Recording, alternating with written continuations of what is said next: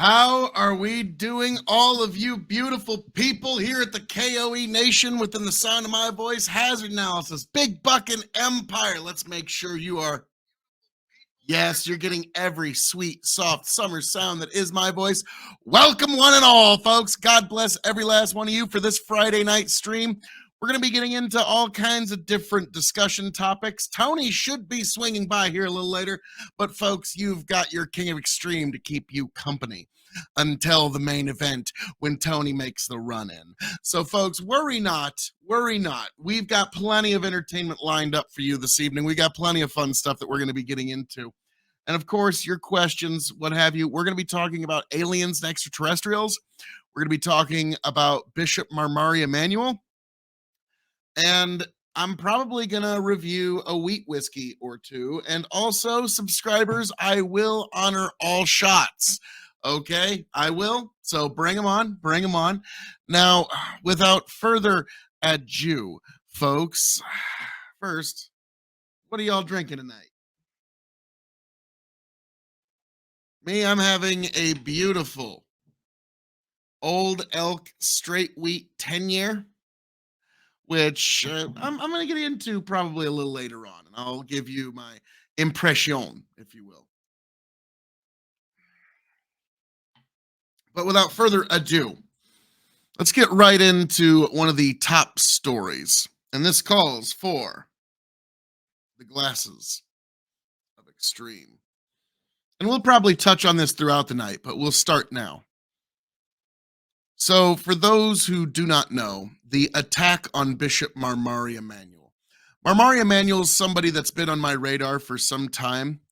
He is a somewhat difficult to say exactly because he's an excommunicated, if you will, Assyrian Church of the East bishop, but his congregation apparently is quite loyal to him. So he has his own congregation of very dedicated Christians, and he's become somewhat of an internet celebrity, if you will. I've seen his videos. I even credit him for inspiring parts of my The Truth About Israel and Palestine video, because when he talks about there will be no peace in Israel or Palestine until Jews and Muslims, Israelis and Palestinians all accept Jesus Christ as their Lord and Savior, the one true begotten Son of God, the one true Messiah who was crucified and died for the sins of the world. Until that day, because only Jesus grants peace, there will be no peace. Marmari Emmanuel is the first person I ever heard anything even of that kind from. And it was, when you just hear something that's just so axiomatically true, you're like, yeah, no, that's it. Well, Marmari Emmanuel was attacked about a week ago in Australia.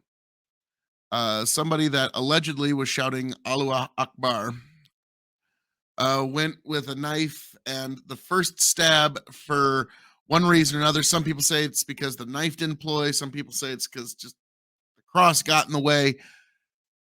The first stab that would have been very deadly, if you watch the footage, I'm not going to play it here. You can find it elsewhere. And actually, playing that footage is very controversial worldwide. We'll get into that here a little later as well. But Marmari Emmanuel, he takes several stabs. His congregation wrestles the assailant to the ground, and you find footage of the assailants like just big old toothy grin, couldn't be happier with what this person did to an innocent man of the cloth. And Marmari Emmanuel, by all accounts, while he was still bleeding, before medical services had fully arrived, because he did have to get treated for lacerations, he gets on his knees, and by many accounts, he gets on his knees, puts his hand on the person who attacked him. Like, there's plenty of people holding him down, so puts his hand on his attacker and prays for him. And that is an example that is exemplary, difficult to follow for many, many people. But Marmari Emmanuel exemplified something there. Now, there's some people who, even if he was a mile away and kneeling, praying for his attacker, It's actually spectacular. It's actually marvelous. But to do what he actually did, and we're actually going to take a look here at Marmari Emmanuel's Instagram to give you an idea of what's going on here. So, again, the glasses of extreme are on for you, beautiful people. Bam, there we go. Now, what it says there for the folks who don't want to get their glasses on, Marmari Emmanuel teaching. After the attack, the bishop got to his feet and placed his hand on the head of the assailant and began praying for him. This is a perfect example to us all when we are under attack by the enemy. Bishop Marmari Emmanuel, you are driven by Jesus Christ, where there is only love and forgiveness towards your attacker. We pray the Lord answers you prayers for the conversion of your attacker. But I say unto you, love your enemy, bless them that curse you, do good to them that hate you, and pray for them which despitefully use you and persecute you. Matthew 5:43 through 44. Listens the reading of God's holy word. So there's a picture of Marmari Emmanuel. There you go. Let's get it just a little bit bigger there. Now, I think it was just like a bot of his, but one of his like side accounts one time sent me just a very, very short, encouraging, like, "Hey, cavalry, welcome. You know, keep up the good work." And I was on my TikTok. I was like, "Really? Huh? Well, God bless." And so I think it was probably just like a bot or something. I doubt he like actually typed that out, but it was actually very nice to see that. And so Marmari Emanuel's, like I said, he's been on my personal radar for some time. So this was very shocking and very unfortunate. And I talked about this on a YouTube short not too terribly long ago that we're going to get into right now because I'm never above shameless self promotion. Sorry. Also, I had to burn a hay bale that got destroyed and it was just all messed up and you couldn't turn it into proper hay and move it about. So had to be burned. And so I got a little artsy on this, but I think you'll enjoy how this all turned out. So this was just a YouTube short that I created about this particular incident. So let's just get right into it. God bless all you within the sound of my voice. The attack on Bishop Marmari Emmanuel was terrible and it was unacceptable. It was an awful moment, and we should all pray for him and look to Bishop Marmari Emmanuel as our example. He got on his knees and he prayed for his attacker. Sadly, I fear this may have sparked something. I pray I'm wrong. I pray I'm wrong. And we should all do like Bishop Marmari Emmanuel did and pray for those who would wish wickedness against us. This is a terrible situation we find ourselves in. Make do with the time you have left. God bless every last one of you. Be good to you and yours. God bless you. Travel well. And that was the YouTube short that I put together on that particular subject. So that one has gotten a very positive response overall. Interestingly enough, there's some people that are trying to spread misinformation about this, and like that's somebody that's motivated to do that. That's something I dare not speculate as to what even motivates someone like that. So one thing somebody Ben was actually saying the other day, like, Phil Marmaria, that thing happened like a week ago. Well, it's still relevant right now. I'm going to show you why, because unfortunately, or however you want to look at it, this is, like I said, sparking something. And so this is ABC News. Australian judge bans ex from sharing video of bishop being stabbed in Sydney church. An Australian judge has ruled the social media platform X must block every user in the world from accessing video of bishop being stabbed in a Sydney church, extending the prohibition beyond users in Australia. and we will get into this. Melbourne, Australia. An Australian judge on Monday ruled that social media platform X must block every user in the world from accessing video of a bishop being stabbed in a Sydney church, extending the prohibition beyond users in Australia.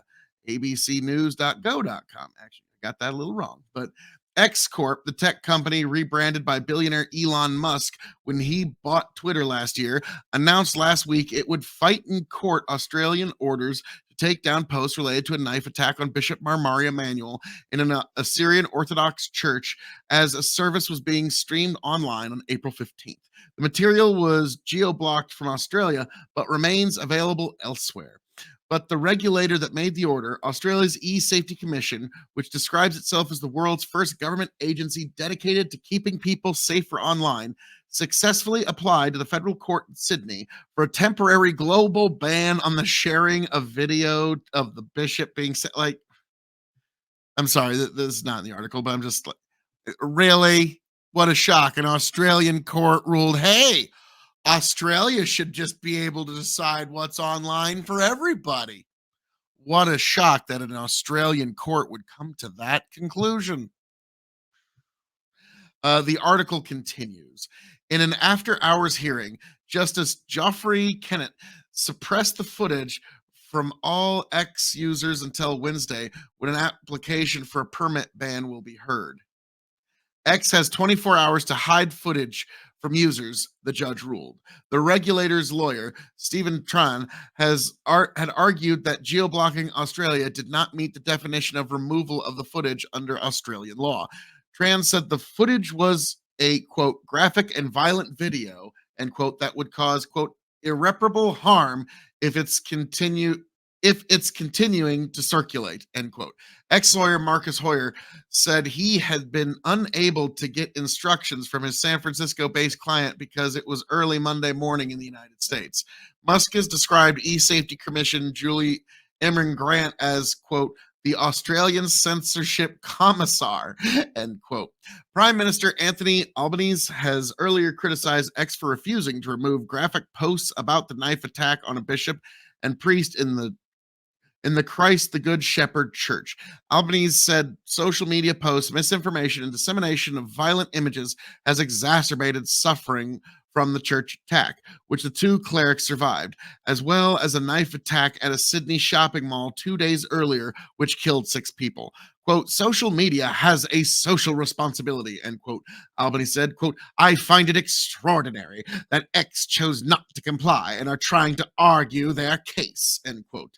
The platform's global government affairs team said on Saturday Imam Grant had ordered it to remove some posts that commented on the church attack, but it said the post did not violate X rules on violent speech. X said the Australian regulator had demanded the platform, quote, globally withhold these posts or face a daily fine of $785,000, end quote. Quote, X believes that e-safety order was not within the scope of Australian law, and we complied with the directive pending a legal challenge, end quote, the Global Government Affairs account said.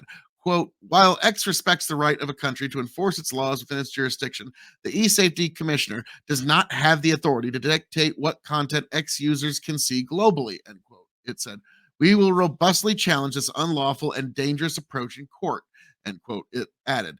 The live feed of the church attack and social media posts that followed attacked a crowd of 2,000 people and fueled a riot against police who barricaded the young suspected attacker inside the place of worship. The rioting injured 51 police officers and damaged 104 police vehicles, officials said. 3 alleged rioters have been arrested by Sunday, and police on Monday released images of 12 suspects they accused of being the main instigators of violence, taken from the video of the riot. A 16-year-old boy accused of the stabbing has been charged with terrorism offenses. He has received online condemnation and praise for the attack. ABC News. Now, I'm sorry, the numbers are a little disparate here. I'm just going to go ahead and say. 3 people have been arrested, but they're saying 104 police vehicles have been like, you know, far be it for me to call bullshit on the news, but yeah, I'm betting there's We're going to find out a bit more of that in the years to come. But that is fascinating that Australia's own government is vociferously working hard to ban the viewing of that footage of Bishop Marmari Emmanuel being attacked from the whole world. And it really begs the question, why? Like, what motivates that sort of request? What motivates that sort of thinking? Delicious, delicious. It really boggles the mind because, like, this is one of the what they really want to prevent. I'll tell you what they want to prevent. They want to prevent igniting the fire in the minds of men within Christendom. That's what they want to prevent. They want to keep all of Christendom good and docile, and they don't want things like that because that ignites the fire in the minds of men. And looks like the people that are in the higher echelons of government, boy, do they know it.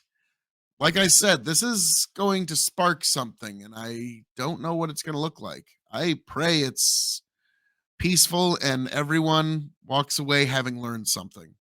But I can't tell you what this is going to look like. So just pray for peace in that regard. But I do very, very much believe this has sparked something new where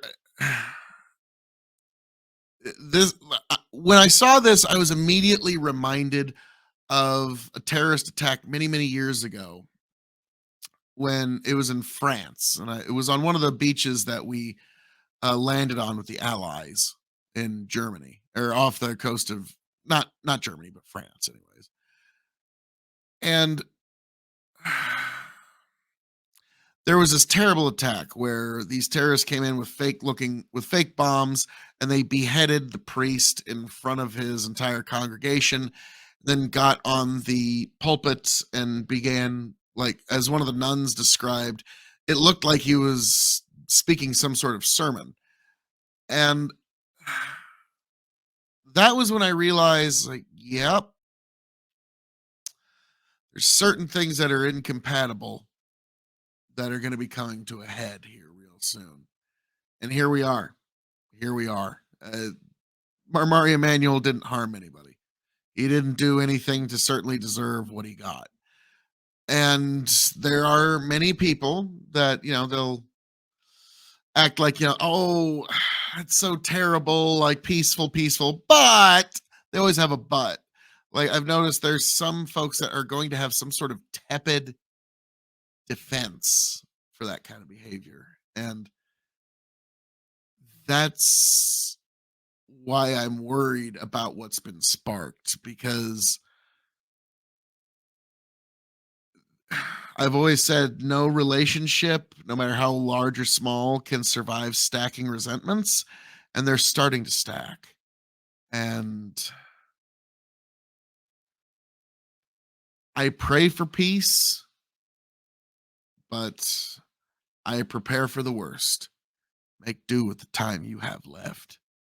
God bless y'all.